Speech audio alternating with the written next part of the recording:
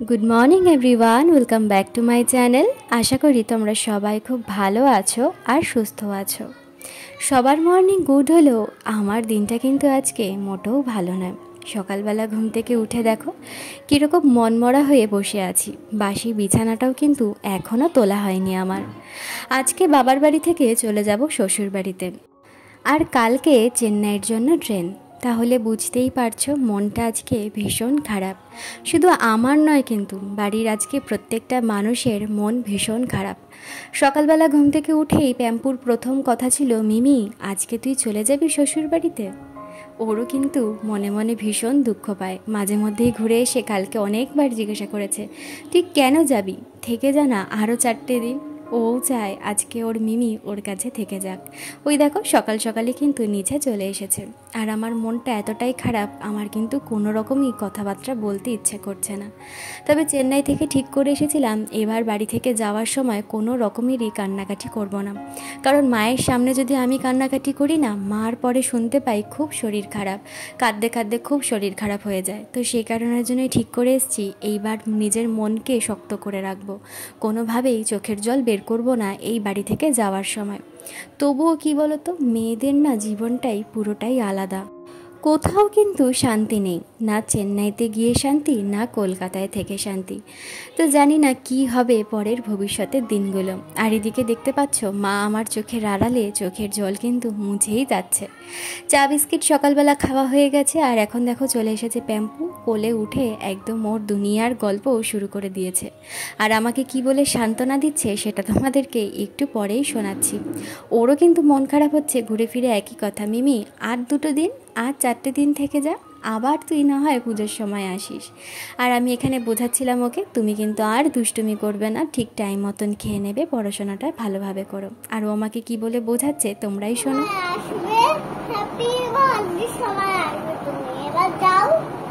আমি শ্বশুর বাড়িতে তোমার আমি মা পাপা দিম্মি দাদা মেয়ে আমি যাচ্ছি। না তোমার মন খারাপ হবে না না।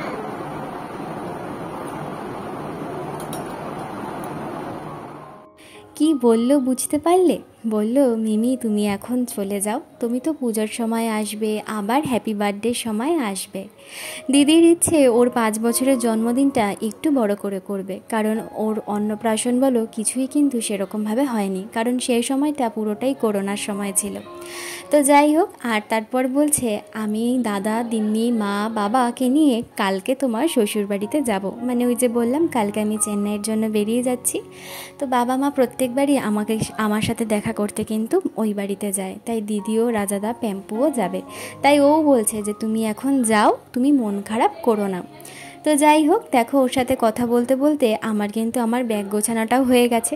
কালকেই গুছিয়ে রেখেছিলাম ব্যাগটা, তবুও কয়েকটা জিনিস কিন্তু বাকি থেকে গেছিলো, সেগুলোই গুছিয়ে নিলাম। আর তোমাদের সাথে তো জামাই ষষ্ঠীতে বাবা মায়ের কাছ থেকে কি পেলাম সেটা তোমাদেরকে দেখানোই হলো না। তো ঠিক করলাম চেন্নাইতে গিয়েই তোমাদেরকে একবারে দেখাবো, কারণ যা যা জিনিস দিয়েছে সেগুলো সবই চেন্নাইতে নিয়ে যাওয়াচ্ছি। তো ওখানে গিয়ে একবারে তোমাদের সাথে শেয়ার করব।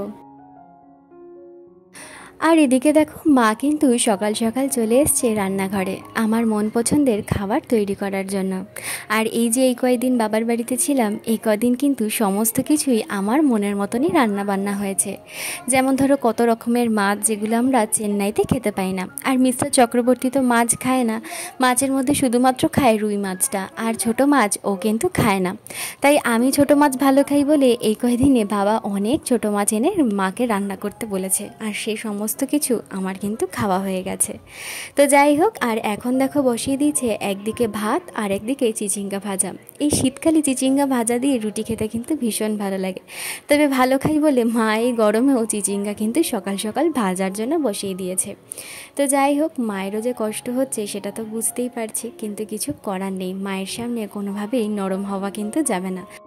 তাই একটু পর পর মায়ের কাছে এসে এই কাজের কথা ওই কাজের কথা জিজ্ঞাসা করে মায়ের মনটাকে একটু অন্যদিকে ভোলানোর চেষ্টা করছি। তবুও মায়েদের মন ভোলানো কি অত তাড়াতাড়ি সহজ? আর সত্যি কথা বলতে কি বলো তো, দিদির মেয়ে হয়ে যাওয়ার পরে দিদি তো অনেকটাই ব্যস্ত হয়ে গেছিলো। তারপরে না মায়ের একমাত্র কাছের বলতে তখন কিন্তু আমি হয়ে উঠেছিলাম ভরসা। তো সেখানে দাঁড়িয়ে এখন যখন অনেকটা দূরে চলে যাই না, সেই পুরনো দিনের কথাগুলো মনে পড়ে দুজনারই ভীষণ কষ্ট হয়। তো যাই হোক, মা তো ওদিকে রান্নাবান্না করছে আর দিদি কিন্তু ওপর থেকে আমাকে ডাকলো, বললো একটা ফাঁকা কৌটো নিয়ে আয়। তো আমি এখন কৌটো নিয়ে চলে যাচ্ছি ওপরে। আর সবথেকে বড় কথা কি জানো তো, আমার দিদিও কিন্তু মনে মনে ভীষণ কষ্ট পায়। ও মুখ ফুটে একবারের জন্য প্রকাশ করবে না, আমার সামনেও এমন কোনো ব্যবহার করবে না যাতে আমার মনে হয় ও কষ্ট পাচ্ছে। আর এখানে দেখো আমাকে দিয়ে দিল হচ্ছে ওর শ্বশুরবাড়ির হাতে, মানে ওর শাশুড়ির হাতের তৈরি ডালের বড়ি। আমাদের তো বড়ি দিতে নেই, আমাদের শ্বশুরবাড়ির নিয়ম নেই, তো সেই কারণের জন্য ও বললো তুই কৌটো নিয়ে আয়, আমার এখানে অনেক বড়ি আছে, নিয়ে যা। তো যাই হোক, বড়ি নিয়ে নিচে আস্তে আস্তেই দেখলাম মিস্টার চক্রবর্তী আমাকে নিতে কিন্তু চলে এসেছে। আমি ওকে বলেছিলাম সকাল সকাল চলে এসো, আর বেশি দেরি করব না, যত বেশি দেরি করব তত বেশি আরও কষ্ট হবে। তো সেই কারণের জন্য ও সকাল সকালই চলে এসেছে। তবে আমার কিন্তু এখনও খাওয়া দাওয়া হয়নি। তো মাকে বলেছিলাম একটু সিদ্ধ দিও মা, কোনো কিছু সিদ্ধ দিয়ে খাবো। এখানে মা দিয়েছে আলু সিদ্ধ, চিচিঙ্গা ভাজা, মাছের ডিমের বড়ার তরকারি, ডিমের অমলেট, আরও কত কিছু। তো যাই হোক, খেয়ে দিয়ে রেডি হয়ে গেছি, রেডি হয়ে এখন চলে যাচ্ছি শ্বশুর বাড়িতে। আর এই সময়টা যে এতটা কষ্টের, মানে যারা এটা ফিল করে না তারাই শুধুমাত্র বুঝতে পারবে এই জায়গাটা কতটা কষ্টের। আমার তো মনে হয় বিয়ের পর আমার বিদায় একবার হয়নি, অনেকবারই হলো। তো যাই হোক, আর আমার বাবা তো ভীষণ চুপচাপ, কিছু বলতেও পারে না, শুধু বলল ভালো থাকিস মা, সাবধানে থাকিস, সময় মতন খাবার খেয়ে নিস, আর সকালবেলা উঠে খালি পেটে জলটা কিন্তু মনে করে খাস। আর এই মেয়েটার কথা কি বলবো বলো তো, বলতে গেলেই চোখে জল চলে আসে। মানে ও আমার এমন একটা জায়গায় আছে না, মানে না পারবো ওকে ছেড়ে থাকতে, না পারবো ওকে মানে নিয়ে যেতে, এমন একটা অবস্থা। তো কিছু করার নেই। আর দেখতেই পাচ্ছ আমার মা কিন্তু কন্টিনিউ কেঁদে যাচ্ছে, আর আমি কিন্তু যথেষ্ট পরিমাণে নিজেকে হাসি খুশি রেখেছি। আমি এমন একটা ভাব করছিলাম যে আমার কোনো কষ্টই হচ্ছে না। আর আমি মাকে বারবার বলছিলাম আমি তো আবার আসবো মা পুজোর সময়। আর মা কি মোটে 3টে মাস একটু কষ্ট করে থাকো, আবার তোমার সাথে দেখা হবে। এই ভিডিও এডিট করতে গিয়েও আমার এখনই কিন্তু কান্না পেয়ে যাচ্ছে। আমার মানে এই জিনিসগুলো না কন্ট্রোল করা ভীষণ কঠিন। আর দিদি বুঝতে পেরেছে যে আমিও এবার কেঁদে ফেলবো, তো সেই কারণের জন্য আমাকে টেনে টেনে বলছে আর তোর এখানে থাকা হবে না, চল এবার তুই শ্বশুরবাড়ি যা। আর এই মেয়েটা তো কি বলবো, খালি জিজ্ঞাসা করেই যাচ্ছে তুই কেন যাচ্ছিস, আর 4টে দিন তুই থেকে যা মিমি। কিছু করার নেই, যেতে আমাকে হবেই। আর কালকে যেহেতু ট্রেন, বাড়িতে গিয়ে অনেক কিছু গোছাগাছিরও ব্যাপার রয়েছে, তো সেই কারণের জন্য আজকে আমাকে যেতে হচ্ছে। তো মা অনেকগুলো জুতো বের করে রেখেছিল, বলল যে এই জুতোগুলো তুই পারলে নিয়ে যাস। তো আমি বললাম এখন অনেকগুলো ব্যাগ আছে মা, এখন আর নেব না। আর যেহেতু শনিবার, তো সেই কারণের জন্য গোপালকেও কিন্তু আজকে আমি নিয়ে যাচ্ছি না। কালকে যখন মা আমার বাড়িতে যাবে তখন গোপাল সোনাকে মা সাথে করে নিয়ে যাবে।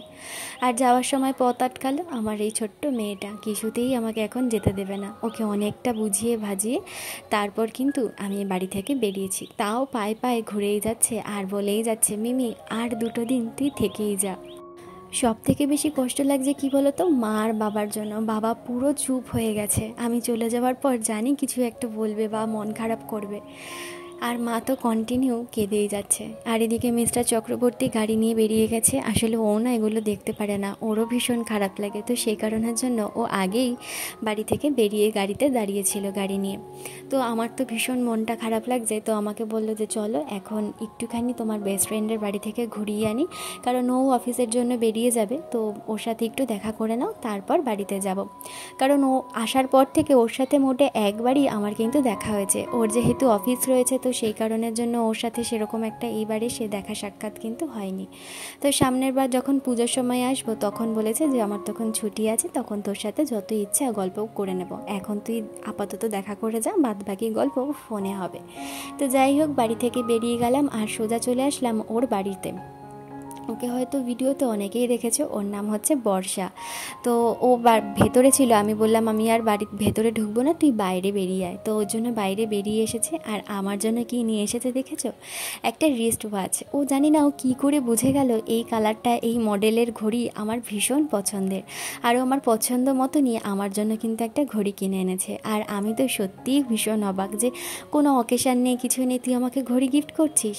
তো আবার ও বললো আমি নিজের হাতে তোকে পরিয়ে দেবো। তো সেই কারণের জন্য ও দেখো নিজের হাতে আমাকে পরিয়ে দিচ্ছে। ওর মা মানে কাকিমাও কিন্তু আমাকে অনেকবার বলেছিল যে জয়ী, তুই যখন আসবি কলকাতায় অবশ্যই কিন্তু জামাইকে নিয়ে একবার আমাদের বাড়িতে আসিস। ওদের বাড়িতেও আসা হয়নি, কারণ ও তো থাকেই না, ও তো সকালবেলায় অফিস চলে যায়, মোটামুটি 11:30 12টার মধ্যেও বেরিয়ে যায়। তো এইবার আর হয়নি, চেষ্টা করব পুজোর সময় আসার। আর ঘড়িটা কিন্তু সত্যি আমার ভীষণ পছন্দ হয়েছে।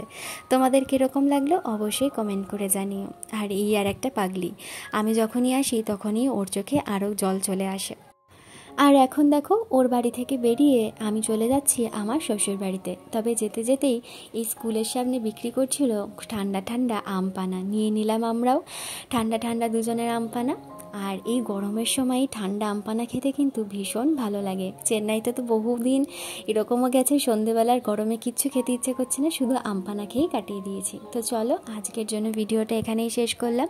দেখা হবে আগামীকাল নতুন আরেকটা ভিডিও নিয়ে। ততক্ষণের জন্য সবাই সুস্থ থেকো, ভালো থেকো, টাটা।